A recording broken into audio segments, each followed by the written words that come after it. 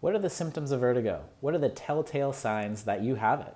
We're going to dive deep into this question, and hopefully at the end, you're going to have a better question to ask. Welcome to the Vertigo Recovery Doctor. I'm Dr. Kevin Smith, and I want to help you not only figure out what's causing your vertigo, but how to recover from it. So the best way to get my help is if you hit that subscribe button, and if you hit that little bell so you get notifications on when I release new content. Now let's talk about this question of what are the symptoms of vertigo. Now that's a little bit misleading because vertigo itself is not a diagnosis.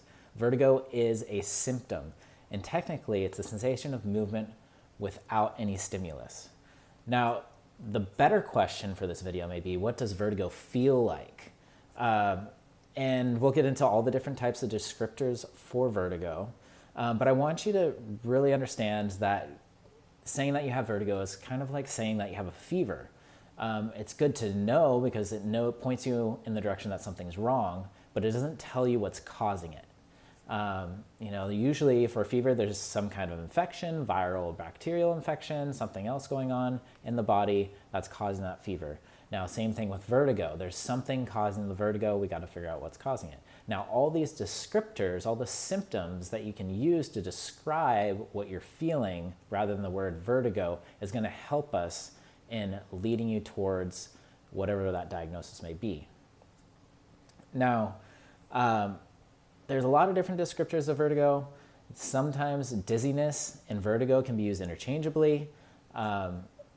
Now, dizziness, I kind of think of it as a broader category. It's going to encompass a little bit more of that like lightheadedness sensation.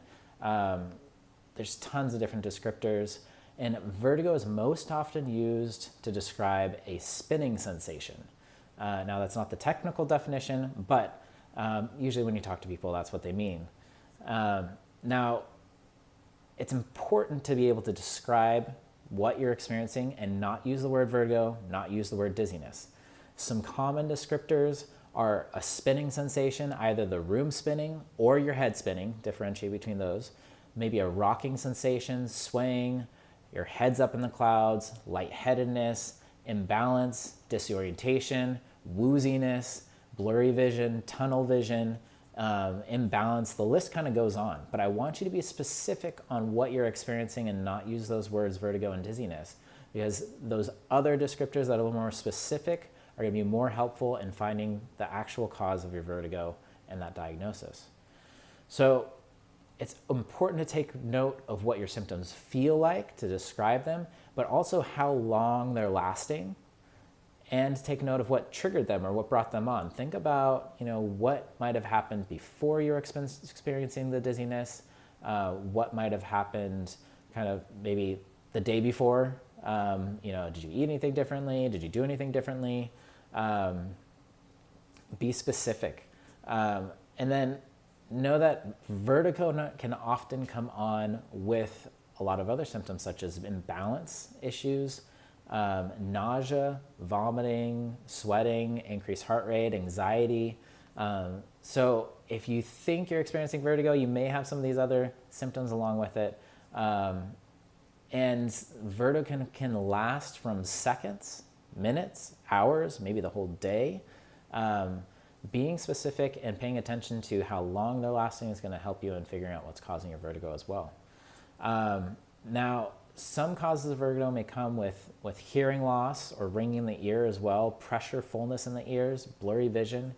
All these things, all these notes you're going to take are going to be helpful in you figuring out what's causing your dizziness. If you are interested in figuring out what's causing your dizziness, I want to invite you to grab my free ebook below. I'll put a little link to it where you can sign up for my newsletter, and that ebook's going to go straight into your inbox. It's on the 5 most common causes of dizziness and how to recover from them. And that is a great resource for you to start with. Now, I know the next question you're going to get asked is, if vertigo isn't a diagnosis, what is causing it? So again, you can grab my ebook. You can go to my other video that I have on causes of vertigo. And there's, again, a big list. But if being specific with what your symptoms are going to help you narrow down that list. So thank you for watching, and hit that subscribe button if this was helpful for you so that I can help you even more. If you have any questions, feel free to reach out to me, and thank you for watching.